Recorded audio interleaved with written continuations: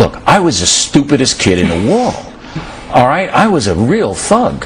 You know, I was up in Harlem a few weeks ago, and I actually had dinner with Al Sharpton, who is a very, very interesting guy. And he comes on a Factor a lot, and then I treated him to dinner because he's made himself available to us, and I felt that I wanted to take him up there, and we went to Sylvia's, a very famous restaurant in Harlem. I had a great time.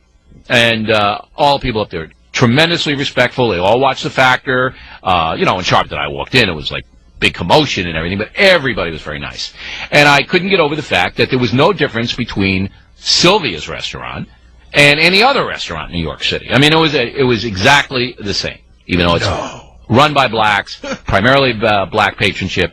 It was the same. And the blacks were well-dressed, and she came out, Anita Baker came out and said, look, this is a show for the family. We're not going to have any profanity here. We're not going to do any rapping here. The band was excellent, but they were dressed in tuxedos. And, you know, this is what white America doesn't know, particularly people who don't have a lot of interaction with black Americans. They think that the culture is dominated by Twista, Ludacris, and Snoop Dogg. Change, pardon the pun, the whole complexion of America. Am I wrong? No, you're right. The second thing that on the left they're against is the temporary worker, as you know. We say 2 years, go back for a year, 2 years, go back for a year. They don't want that. They don't want them to have to go back. But the strategy is people can come and work. Do you understand, and I'm not saying this in a condescending way, you're smarter than I am, Sure. But do you understand what the New York Times wants and the far left want? They want to break down the white Christian male power structure of which you're a part, and so am I. And they want to bring in millions of foreign nationals to basically break down the structure that we have.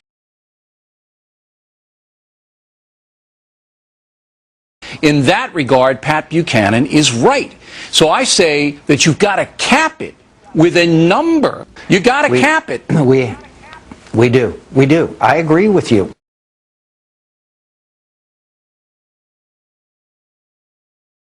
And finally tonight, the guy who keeps telling us that he's not a racist just proved himself wrong again. Last night, Bill O'Reilly was spouting off about Hawaii and its Asian American population.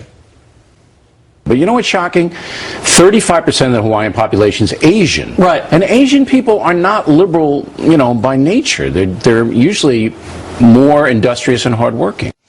No insult there. Bill O'Reilly has insisted he's not a racist. Decide for yourself. Oh, wait. Elvis Presley could sing. He had a good voice. His songs had words. Are you lonesome? Yes. Okay? All right? He put on a show. This is the little fat guy from Yangyang or someplace, Seoul. Wearing sunglasses. Whatever. And he's jumping up and down. There's no comparison between Psy and, you know, there are like 16 guys named Psy on Long Island that I can tell you about. But they don't look like him. The left hates that. Hates it. Because it is racial profiling, but it's really criminal profiling. In some African American communities, there is a grievance against whites who aren't sympathetic to their cause. And that may be driving a little bit of it. So there are some African Americans who believe that the reason they're not prospering as a community, all right, is because society hasn't done enough, and the reason that society hasn't done enough is because of rich white guys. Well, say you're a cocaine dealer, and you kind of look like one a little bit. As do you. You look like a cocaine user. There's an outreach, I don't even know what that means, by the Obama administration to African Americans. Right? Yeah. I don't know, what does that entail? Are they going to be on Soul Train? Now that is pure racism. Nothing else. I agree, Bill. It is pure racism. Let's bring in actor and activist George Takei here on the Ed Show tonight. Mr. Takei, great to have you with us. You have got an unbelievable following in the social media. People pay attention and look to you for your opinions and your response to things. Is Bill O'Reilly being racist?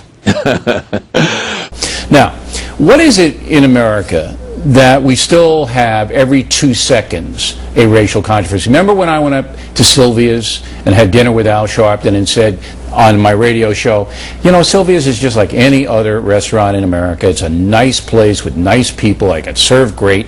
And then the left wing turned it into I was denigrating, saying, oh, he didn't think Sylvia's was going to be nice. Or that those people had barbecue. A vile, out of context piece of garbage. Tonight's runner-up, Bellow the Clown. After the arrest of Professor Gates, the Frank Burns of news went back to his excursion 2 years ago to meet some black people. Remember when I went up to Sylvia's and had dinner with Al Sharpton and said on my radio show, you know, Sylvia's is just like any other restaurant in America. It's a nice place with nice people. I got served great.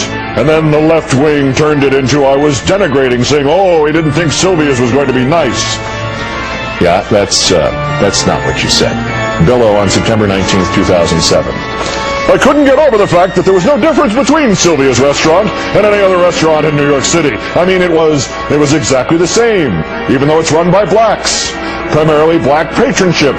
It was the same, and that's really what this society is all about now. There wasn't one person in Sylvia's who was screaming, MFer, I want more iced tea.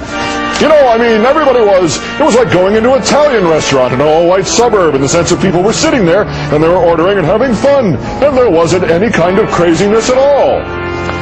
Bill thought there might be a human sacrifice between the salad and the entree. Racist clown. Imagine dinner Shea Billow. I'm happily surprised you haven't stabbed me with a steak knife, dear. And I couldn't get over the fact that there was no difference between Sylvia's restaurant and any other restaurant in New York City. I mean, it was exactly the same, even though it's run by blacks, primarily black patronship. It was the same. And I couldn't get over the fact